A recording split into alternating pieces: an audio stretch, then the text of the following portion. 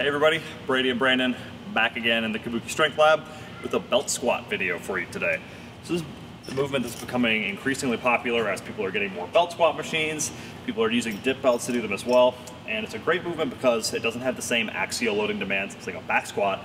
So you can continue to put a lot more volume into your legs without the taxing nature of doing back squats, front squats, things like that. So we're gonna have Brandon demonstrate hopefully a good belt squat.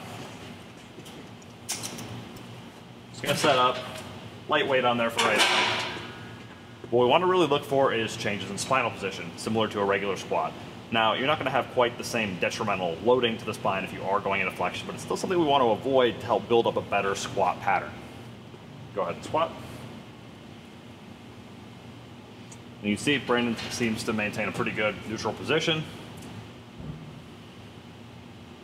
taking his time. So a lot of the reason that we'll see excessive flexion in the belt squat for a lot of people is because there's nothing external like a barbell or a kettlebell or anything like that to create lat tension with. So they tend to be a little softer through their upper body, and without that extra tension in there, you'll fold over. So Brandon can demonstrate what that looks like, losing that spinal position and not even getting to depth.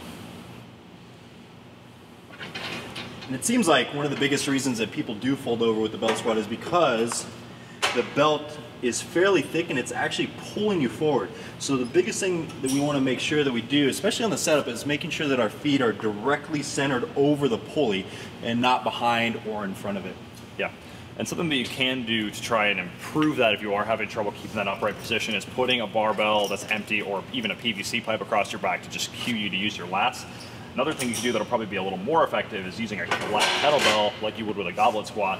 Partially because you've got an external object to create that tension against, but you're also going to be able to counterbalance your weight a little bit. You can see Brandon's sitting a little bit more upright than he was before because he's got that weight out in front of him. So another fault that you want to watch for is people hanging onto the machine. It's not that you can't do that, but you're going to get a lot less out of your belt squat doing that. And a big reason that we want to do belt squats as opposed to leg extensions is there's more carryover to your actual squat pattern. It's a little bit more specific, so we want to try and do it as similarly to a squat as we can. Yep. So it's basically a video of telling you how to belt squat like you already squat with a barbell on your back. Yep. Don't mix them up, and don't fold, and don't hang on to get more gains. All right, Brady and Brandon signing out.